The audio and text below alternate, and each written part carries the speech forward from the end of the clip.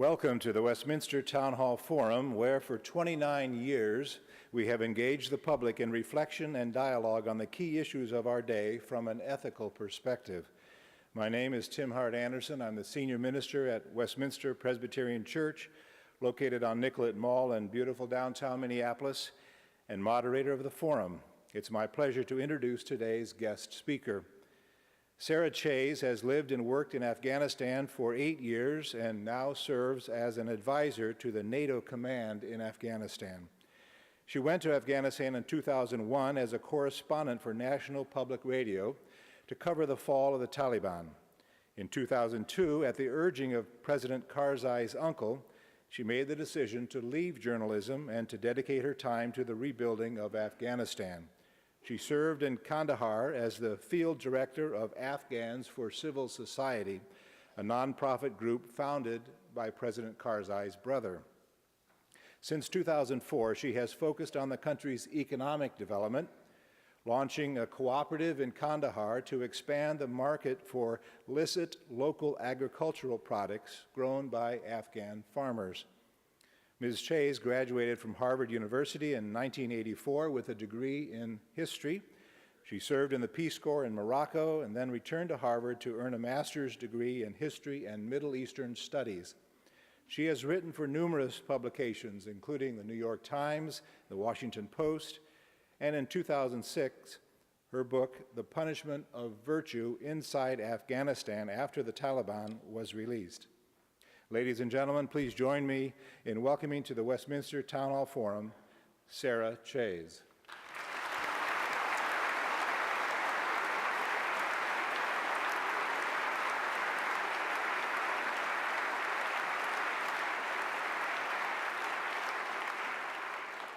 Thank you all very much. Thank you, sir. I'd just like to underline one aspect of the trajectory that was so glowingly described. But just to let you know that the perspective that I'm speaking to you from is really that of ordinary Afghans. I've been living, what I now call outside the wire. That is to say, in, downtown Kandahar in a regular compound. My cooperative is men and women. We're 15 people, 10 women and 5 men. The men are mostly from the villages around Kandahar. There are 3 readers and writers in the 15 people. And so what I'm going to be saying to you isn't coming to you from any Western perspective. It's what I've been absorbing from the people that I've been living and working amongst. I speak Pashto serviceably, not brilliantly, but everything that we do is in Pashto. And so what I'd really like to do first is a little bit of myth busting, because in the debate that has been finally growing in the United States about Afghanistan and what we're doing there, I've been hearing some motifs that don't actually correspond to what I've experienced. And the first thing is that Afghans hate foreigners, and there's this reflexive rejection and distrust of anything international. And Alexander, we often go all the way back to Alexander and say, well, they were the ones who defeated Alexander and forced him to go, his army to turn back. Well, it turns out that in Kandahar, he was welcomed by a tribe that he came to call the benefactors, and spent a wonderful winter in Kandahar and decided to build one of his cities there.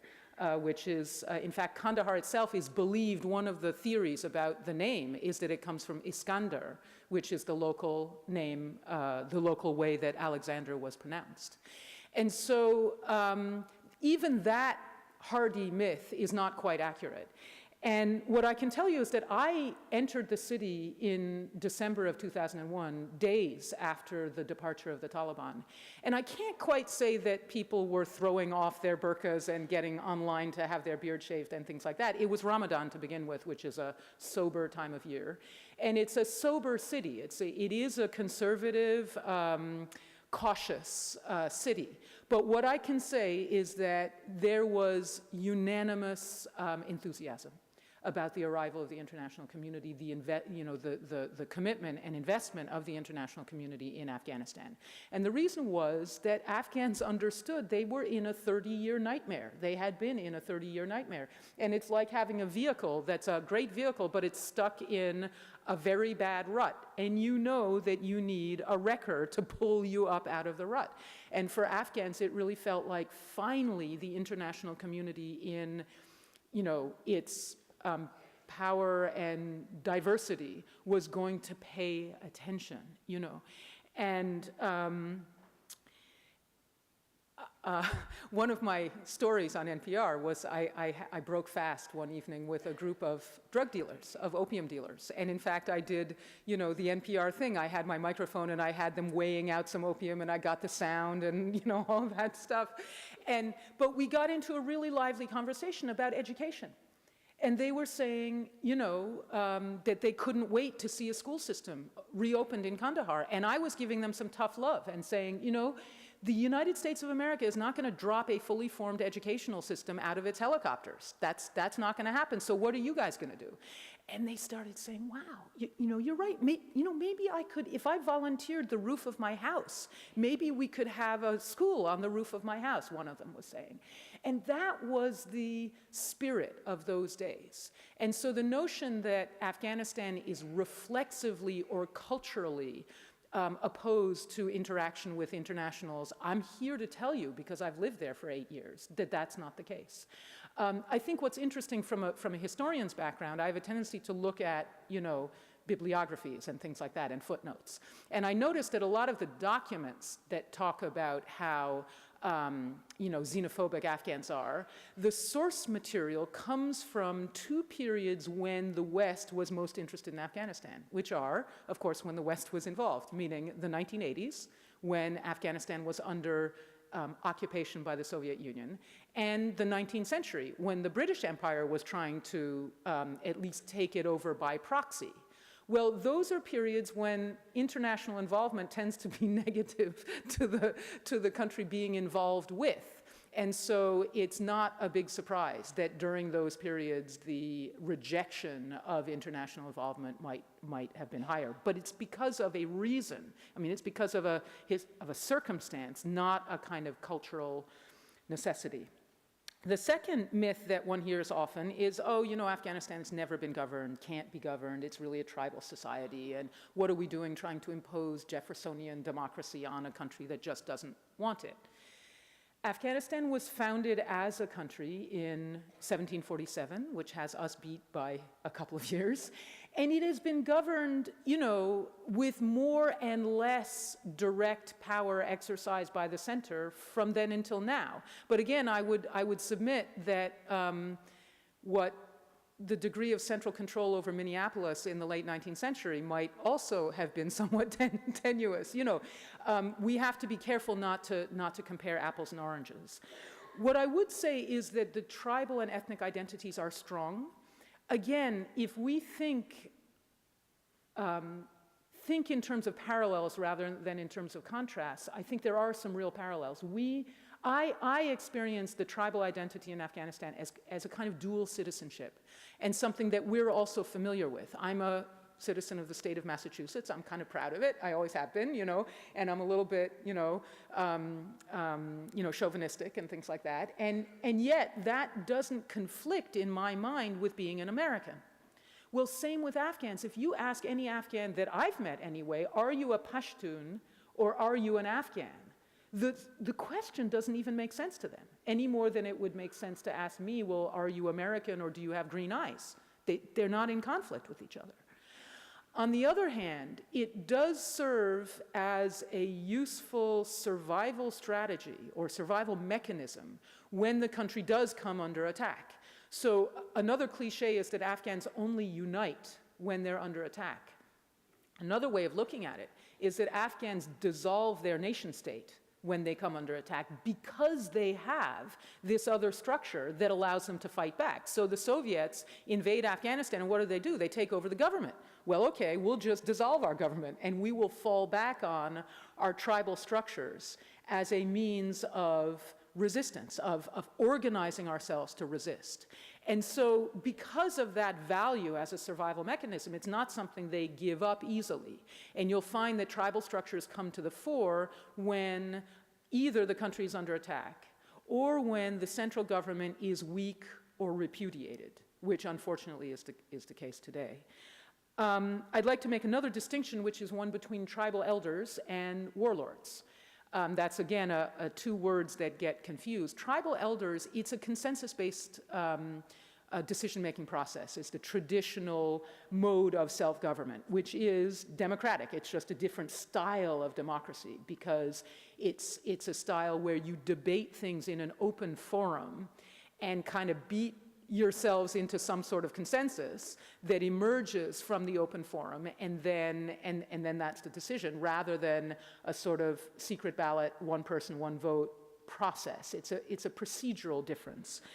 The problem is, and this was driven home to me when I had a meeting with about 40 tribal elders from the province of Wardak, which is just south of Kabul.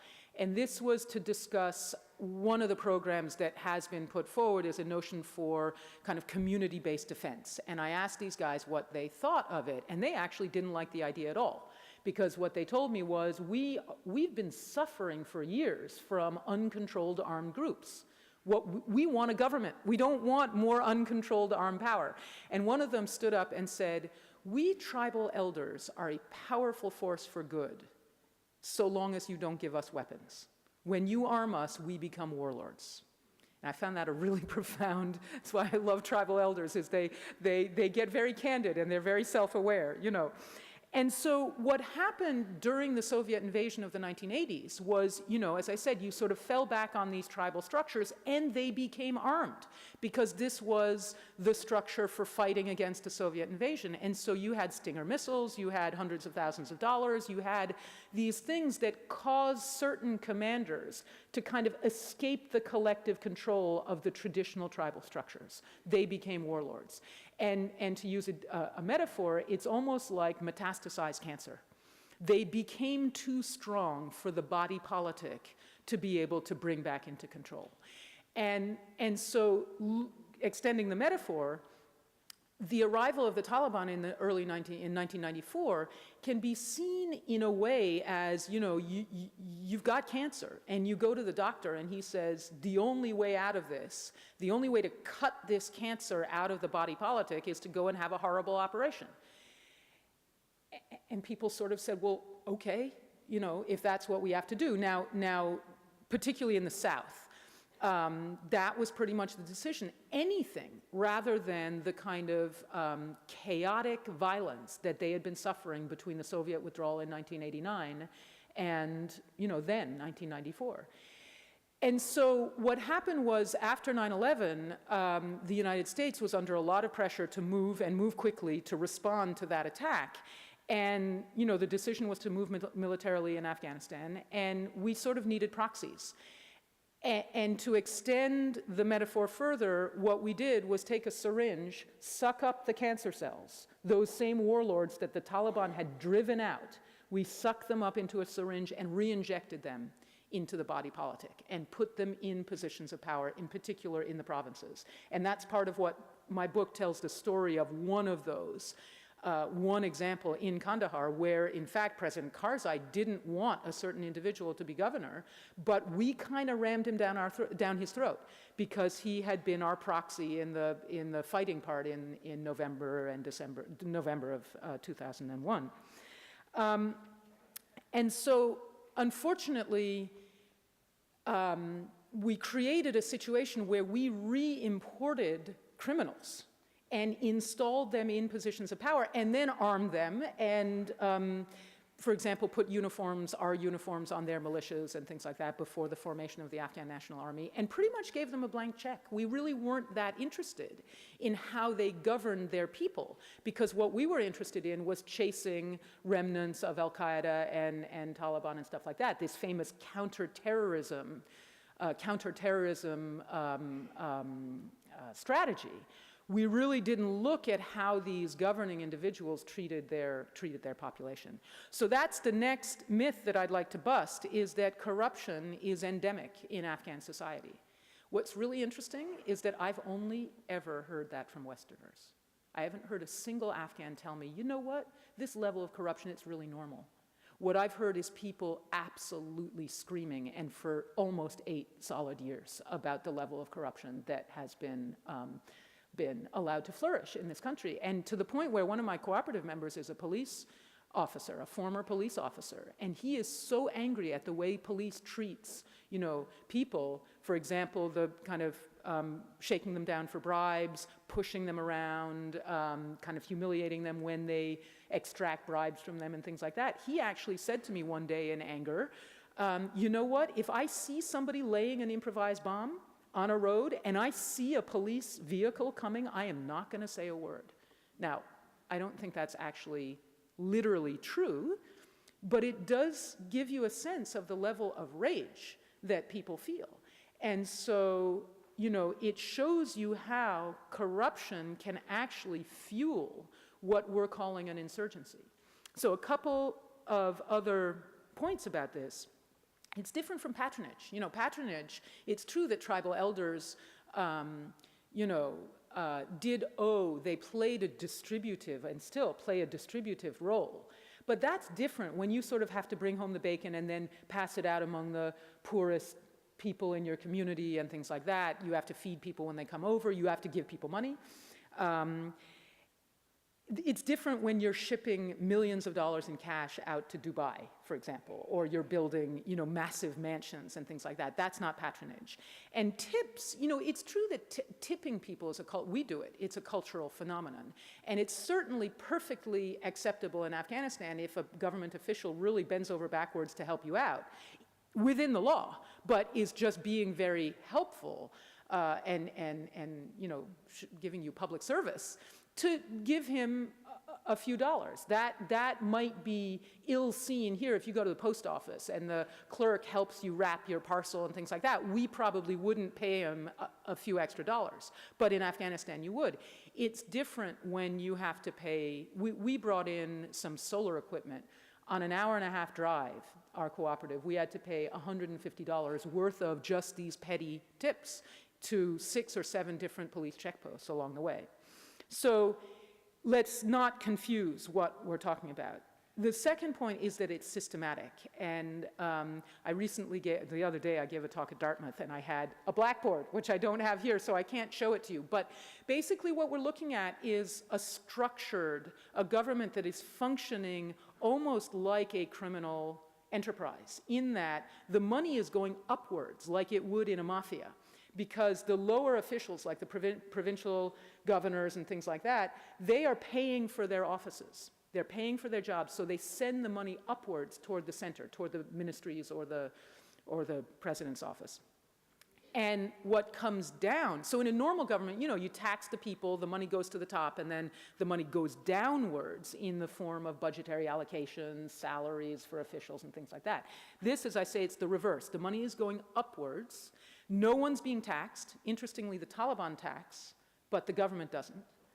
And what goes downwards is permission to extract all these resources, protection.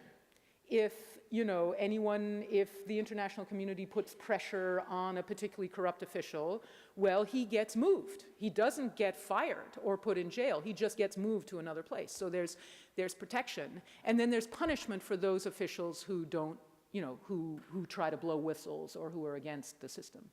And this system is capturing a lot, if not most, of the development money. And just a little thin trickle gets down to the people, who are a little bit outraged because they know how much money is coming into the system and they see how little they're getting. And the reason they don't revolt against this is because we are sort of serving as the enforcement arm of this system, unwittingly, because we're saying, oh my gosh, this is a sovereign country, we have to support the government of Afghanistan. And so we're not, as I say, we're still not, or haven't been until very recently, asking the kinds of questions about how these officials are actually governing, because we've been loath to interfere. And that's very ironic to Afghans, because they say, well, you put these guys here, so how come you stopped interfering now? And the other point that I'd like to make is that the amount of money that we're talking about is significant. We're not talking, yes, Afghanistan is a poor country, and it doesn't have oil and things like that, but you're talking, let's take customs. You can think of Afghanistan as two doors in a wall that separates three very important parts of the world. The Central Asian plateau, Central Asia, the Iranian plateau, and the Indian subcontinent. These are really important, centers of population and industry. And you've got a wall, which is the Hindu Kush, and Afghanistan owns the two doors in the wall. So that's a natural resource right there, is your geographic location. So customs at one of the 5 major customs gates in the country bring in for the government of Afghanistan $10.2 million a month. The governor of that province has his own toll booth. He brings in 60 cents on the dollar. So that means he's getting, $12 to $13 million a month in his pocket. Now, the bad news is that this is happening. The good news is the kind of anti-corruption language that you're starting to hear emanating from, partly I think from US popular outrage at the fraud that was perpetrated during the election, and emanating from US officials, if acted upon, it makes the whole prospect of being in Afghanistan much more viable, because the Afghan government can actually float a whole lot more of its budget than it's currently doing. Because the other thing it has is natural resources that are not oil. For example, it ceded the largest untapped copper reserve in the world, I think. Don't quote me on that, but a very important copper reserve to China, to a Chinese company. Well, I saw an article in the Washington Post yesterday about the kickback that went to the Minister of Mines, something like $38 million. Well, what that suggests, because I know how this kind of thing goes, is that the copper deposit was probably worth about $3 or $4 billion. It was probably given to the Chinese company for something like, and again, I'm guessing here, but something like $1 billion. And the kickbacks. And I'm sure that one wasn't the only one. So what that means is that if that process can be stopped, if there can be some oversight over the natural resource concessions, you can actually float the Afghan national budget. You can pay for the expansion in Afghan security forces that we're talking about accelerating. And the Afghan population is less outraged at what appears to them to be international protection for a racket. Because they consider these resources to be theirs. They consider this to be the common property of the citizens of Afghanistan, and they would like to see it invested in the future of their country and their children and things like that. So there's a lot of potential there if approached in the right way. The last myth, and then how are we doing? Then, oh boy, because I didn't really get to re-Talibanization, but I'll talk to the last myth and re-Talibanization in the same breath, which is to say, as you may have guessed, this is not fundamentally an ideological issue. This is not extremist Islam, and if I had time, I would tell you how one of the reasons you got civil war in the early 1990s is because the Afghans didn't want to be ruled by an extremist Islamist faction. This is the most practical population that I have ever encountered in my life, because they're survivors, and they're vaccinated from ideology, because they've been through 2 or 3 ideological revolutions, and they've had it with ideology. So what I would say is that the Taliban, and we can discuss this maybe a bit more in questions, but I watched the Taliban being reconstituted across the border in Pakistan. This is not an indigenous movement. And I saw it being reinserted. What happened was the population became more and more receptive to that reinsertion as they got more and more upset with the things that I was just describing to you. So in a sense, you can see it as an insurrection. Again, not against foreigners intrinsically, but against this whole system that we are seen as having, helped to support. And that means that it's reversible, although we don't have a lot of time, because 8 years is a long time to kind of suffer under this sort of system. But what I've been seeing is a combination of that sort of rejection of the alternative that we, as it were, have been offering, but also a lot of coercion and intimidation. And again, if anyone's interested, I can go into some anecdotes about the process of how they move into an area, because I've been seeing it pretty closely.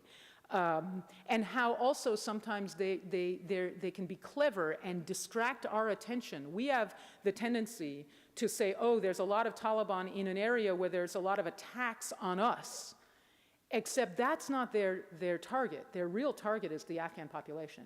And so I've actually watched them deliberately distract our attention to a certain area with attacks on us, while they were kind of under the radar, filtering into a district or an area that was more strategic for them. And so in conclusion, what I would say, I would make 2 points. There's this dichotomy in international relations. The students up there can correct me, but because I haven't read any of this stuff, but I hear about, idealism versus realism. And supposedly, idealism doesn't work, and it's right, realism is when you really understand how the world works. Well, one can say that it was realism that caused us to just take any guys to be our proxies against the Taliban back in 2001. It doesn't work. It's actually bad policy realism. When you cut corners with ethics, you lose in the end. And the second point, more specific, well, I'll just leave it there. When you cut corners with human decency and with, ethics in your policy, it's gonna be self-sabotaging in the end. Thank you very much, and I think we have a conversation coming.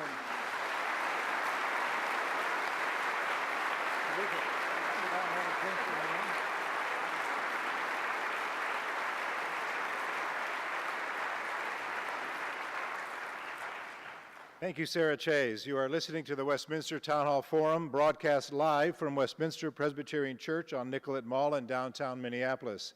I'm Tim Hart Anderson, Senior Minister at Westminster Presbyterian Church and moderator of the forum. Our speaker today is Special Advisor to the NATO Command in Afghanistan, Sarah Chayes. While the ushers collect questions from the in-house audience at Westminster, I'd like to invite you to participate in our Winter-Spring 2010 season, beginning Thursday, February 25th, when Cory Booker, the mayor of Newark, New Jersey, will address the forum. Further information on our next season will be available in mid-December at westminstertownhallforum.org. And now, Sarah Chayes, if you would return to the pulpit, I'll present the questions from our audience. How does the local Afghanis feel about Osama bin Laden? Do you have any sense of that? Actually, a lot of distance. They used to tell me that everything went really bad, really awry under the Taliban when Al-Qaeda kind of joined in. And they resented the, what they saw as the arrogance of who they called the Arabs, or they would sometimes call them the Arab Taliban. At the same time, it's a little bit self-contradictory because they were impressed by how the Arabs fought against the Americans in November and December of 2001. And so ironically, some of the graves of some of the Al-Qaeda folks who had been down there have become pilgrimage sites because they said these people died saying God is great and things like that. And so people will go for healing and things like that. But I have never experienced any positive, discussion, anything positive said about Osama bin Laden. I've not experienced that among Afghans. China's economic development aid to Afghanistan exceeds our own. This week, Japan pledged a large amount to Afghanistan, but no military aid. Can anything be done to open the eyes of the public and our leaders to appreciate the value of wielding soft power rather than military power? Long after we have left Afghanistan, China and Japan will have earned far more influence in the region than the U.S. I contest the China line. I have not seen any development aid or development projects run by China, and that's one of the concerns about this copper mine, is that they're extracting copper, but one doesn't see a lot of assistance or development projects going alongside. I think there is a lot of development aid, U.S. development aid going into Afghanistan, and the issue for me isn't so much quantity as quality. It's the system that I was describing to you that's really the problem. With the amount of money that we're already sending, more could be done. So again, for me, the question is, how do you get it where it needs to go? How do you break up, for example, USAID is the United States Agency for International Development, is a huge monster. It's been, its personnel have been cut back over the years. What that means is you don't have enough personnel to administer small projects. So what they end up doing is subcontracting. They'll give $19 million to a private company, which then administers that money. The private company is there to make a profit. I mean, that's what it's there for. So what I would say is we need a major recalibration in the United States of our national resources toward our civilian efforts overseas. Several questions about the role of women in Afghanistan and the Afghans' perspective on the women's role. And what about recent changes in the laws regarding women's rights? Any chance about improving the education for Afghan girls? Changes in women's rights? Yeah, that's a real tough one because I'm living in the most conservative part of the country. And so I've chosen to address women's rights issues in general very, very quietly. I don't address it directly, and I address it by providing employment for a number of women because I just think this is something that is cultural. And you're actually likely to produce backlash if you take it on head on. In particular, as the situation becomes more and more physically dangerous. You know, a wartime situation is not a period usually when, I mean, with some exceptions, because I think we've had times of advance in women's rights when the males were out of the economy and so women could fill economic roles. But when war is happening in your city, that's not when, you know, rights are, tend to be expanded. And so that's something that I think really is going to take time and take a little bit of security. But as for girls' education, I am telling you, the enthusiasm for getting girls educated in the Afghan South was so overwhelming back in 2001. And the retraction, the sort of retreat in that really is due to the deteriorating security situation. Are there any things that American women can do to help bring Afghan women into progress and improve medical, educational, economic advancement? Again, I really think the security situation has to be dealt with, and as you, I think, understood from what I said earlier, to do that, you have to fix governance. Improvements in governance will bring improvements in security, and that will then, you bring the whole country forward, women with it, and then at some point women are in a situation where they can take off on their own. That being said, the presence of women in parliament has been an absolute eye-opener to Afghans because they have been exposed to, you know, parliamentary debates in which women get up and say stuff that often is a lot more courageous than what many of the male members of parliament say. So I've got some pretty traditional Pashtuns who were telling me, you know, by God, I'm going to vote for a woman in the presidential election. Of course, there wasn't a female candidate that was, you know, who was in a position to be electable, so that didn't end up happening. But, you know, at least they said it. That's new. Can you tell us something about the process whereby the Taliban reinsert themselves into a district or a community? Yeah, it's a process that begins by intimidation. There was a district immediately north of Kandahar city that was critical because it's where the anti-Soviet resistance fighters drove the Soviets out of the Afghan South from. And World War II analogy, it's sort of like the Norman Bocage. It's where you really don't want to have to fight because it's a pomegranate forest. The place is, you know, Kandahar sort of looks like, you know, the moon with some goats on it, basically. And, you know, and then there are these, there's this ridge of rocks, and you go over to the north of town, and you go over that ridge, and you're in a pomegranate forest, and it's people's orchards, and pomegranate trees are kind of bush-like and spindly and things like that. And you've got walls, it's walled orchards, and you've got irrigation ditches, and you've got a meandering river and stuff like that. So the Taliban are really interested in that district. And the tribal elder who held sway in that district died in October of 2007. And I knew that that district was going to come under attack. And sure enough, within 2 weeks, the Taliban attacked it frontally. And then ISAF, NATO, responded within a couple of days and drove them out and we were very proud of ourselves, And then, but what I came to realize is that that Taliban attack was not designed to capture the district. It was designed to have a psychological effect on the residents. In other words, to say, we can come here. We came. They actually went to the home of this tribal elder and dug it up looking for arms caches. So then they spent the winter intimidating people, and what they did was take tribal elders, and they would kidnap them, and they would kill one, and they would beat a couple others, and then they would send them back saying, tell your people not to work with the government and not to work with the foreigners. And then the next summer, the same thing happened. In June of 2008, another attack. This time it took ISAF 4 days to drive them out. And similarly, then the intimidation campaign started, and this time it was with even lower members of the social stratum. In other words, if I'm a pomegranate farmer and my neighbor works for the government and he gets killed, I can sort of say, well, he works for the government, so he's different from me. But when it's your neighborhood baker who sold bread to the police checkpost, that gets to be a lot more like you, and you get much more intimidated. You don't have to kill a lot of people to intimidate those people who identify with them. And then there are a couple of other phases. So what I look at, I don't look so much at attacks. I look at how the Taliban are interacting with the population. And the first thing they do is try to control freedom of movement. So they'll set up checkposts where they frisk people.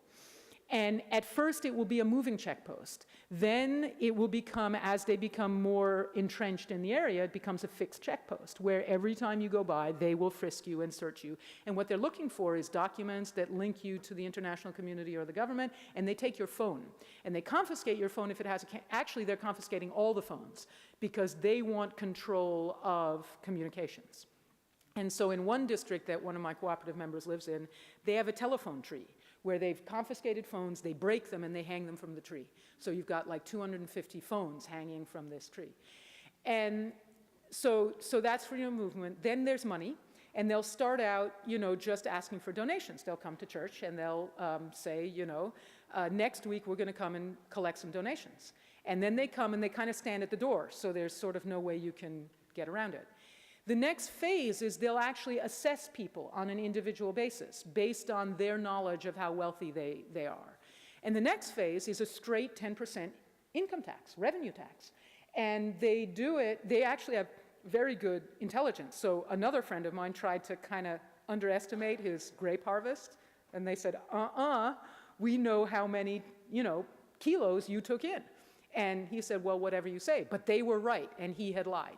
And that also is a way of affecting people's psychology. Oh my God, they know everything about me. Judicial function is another thing they start to do. And this, again, is, I don't want to sound like a Taliban apologist. I'm trying to make you understand how they do gain a foothold. So I'm not saying, that they're, but what I do want to say is that Taliban justice is not just whacking off people's hands and things like that. The cases that they are hearing are mostly civil cases, and a majority are land disputes. And what they're able to, land disputes. And what they're able to do is actually enforce the rights of people who aren't plugged into this government structure or who don't have a lot of money to bribe the official judges, because the official judges don't decide cases without a bribe. But the Taliban now have enough coercion power that they can actually stand up for disenfranchised people. They don't always do it. There are also people who take advantage of connections with them to try to, so judicial function, and they have something called the commission, which rides circuit and takes these sort of traditional style collective decisions, and also serves as an ombudsman committee, meaning if you have a problem with the Taliban commander, you can bring complaints to this commission. And they've fired some of their commanders based on local people's complaints. So this is something to pay real attention to. This is government function. It's not quite like Hezbollah in Lebanon. They're not building hospitals and schools and stuff like that, but it's worth paying attention to. Sorry for being so long on that one. All right, a follow-up question from one of the high school students here. Since the Taliban is such a major force in Afghanistan, are they centrally controlled? Do they have some kind of command and control center, or are they a dispersed group?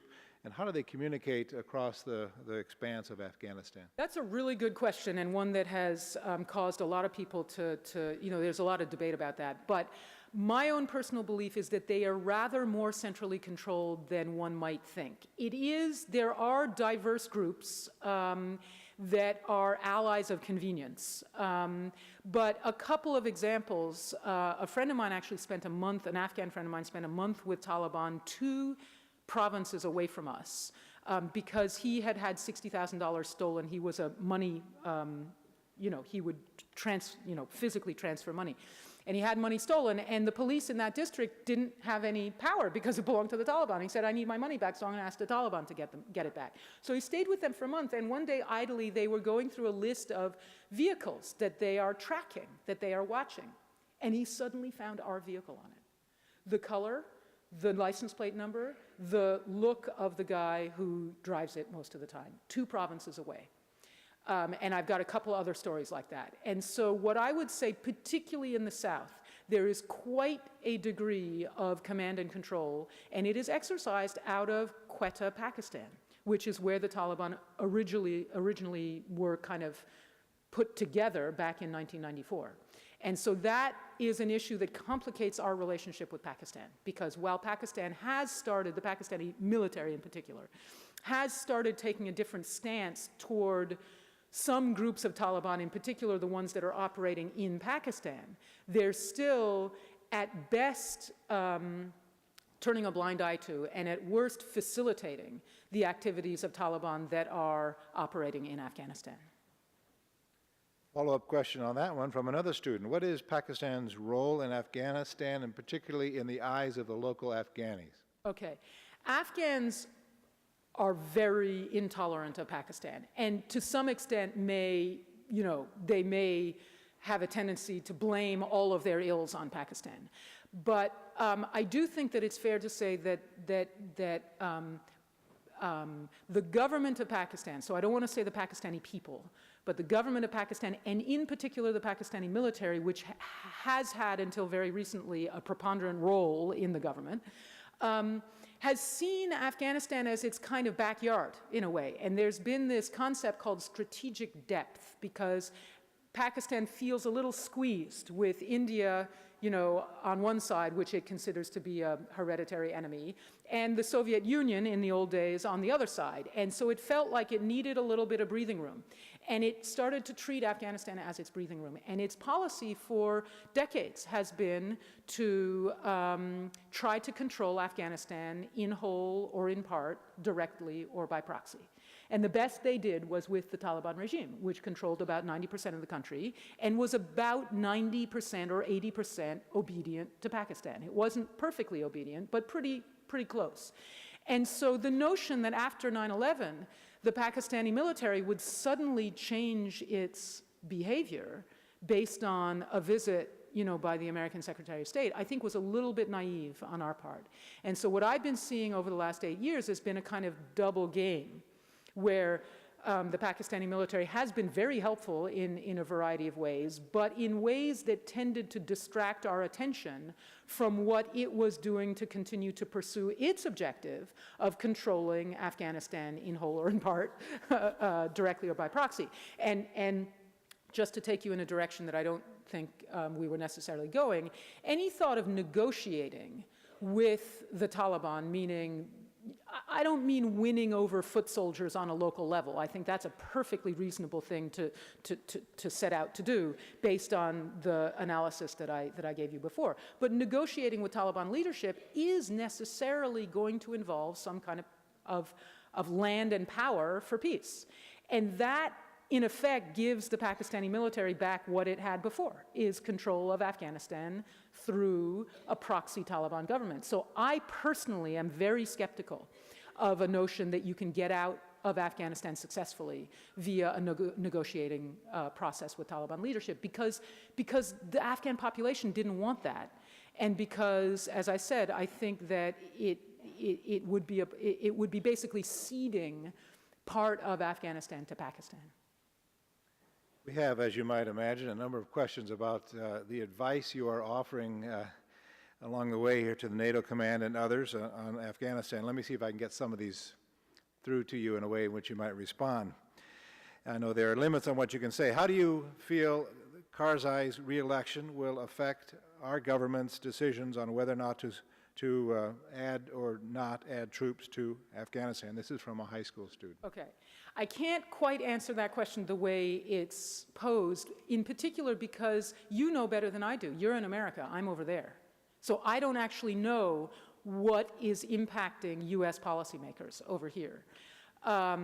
What I think personally is that and this emerges from what I've been saying to you, is that the governance issue is absolutely critical to how the Afghanistan problem is resolved or not. And so, again, in the New York Times today, there was a story about Secretary Clinton, providing some pretty strict guidelines. I don't want to say some pretty clear and concrete demands on the Karzai government, and the notion of making our involvement conditional on how that government performs. And I think that makes a lot of sense because I don't see how you win a counterinsurgency when the people can't bear to live under their government. I mean, it's just not a it's not a situation, it's not a soluble situation. And yet, this is an area that is desperately important to us. I mean, the notion that the United States is not going to remain involved in South Asia for the next several decades, I think I just don't think that makes a lot of sense in my view of how the world works.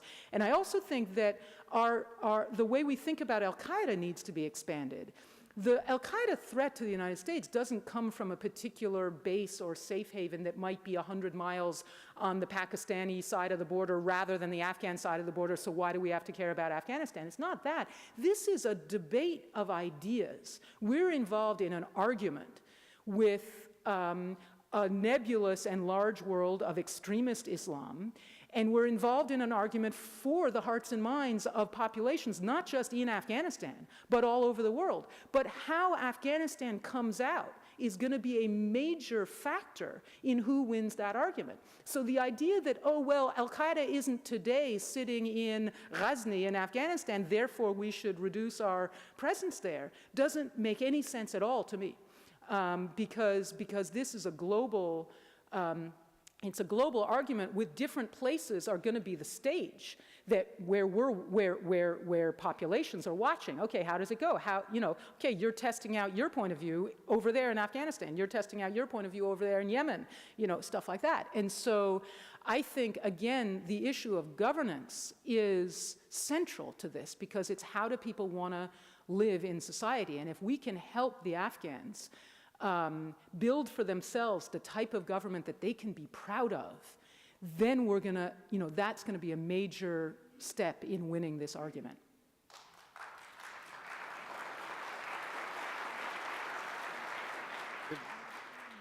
Given that response, I take it you would say that the USA simply walking away from Afghanistan would not be a good choice.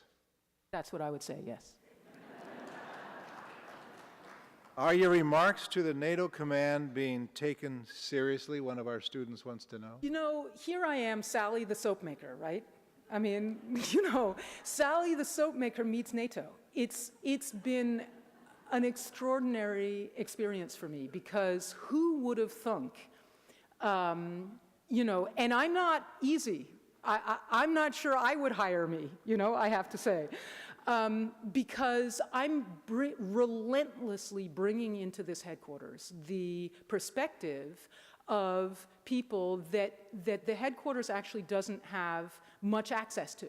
Because the headquarters is obliged to interact with government officials and stuff like that. The government officials, as well as the Taliban, are both trying to monopolize the narrative, right? They're trying to control the narrative. So I strike a discordant tone, and literally I am asked to continue doing that. So one day, someone tells, I thank someone for his tolerance, for me, and he said, that's what you're paid for, Sarah. Keep throwing grenades. And I think that it is a mark of how much the US military has grown over the last 8 years, and it's been very painful. We all see it on our streets every day, how painful it's been. And believe me, there isn't a commander on earth who likes to lose a soldier or likes to lose a staff sergeant, or, you know, and this has been maybe not as dramatic a trauma as Vietnam was, but the last 8 years has been very painful, and in some ways more so to the military than to the professional military, than to the population, which is different from Vietnam, because there was the draft in Vietnam, and so we were all exposed to it. But now it's really our professional military that's bearing the brunt of these wars, and they are growing tremendously. And it's really the sort of voracious appetite for countervailing opinions is not something that I would have accused, you know, the US military of some years ago. Do you personally feel safe in Afghanistan?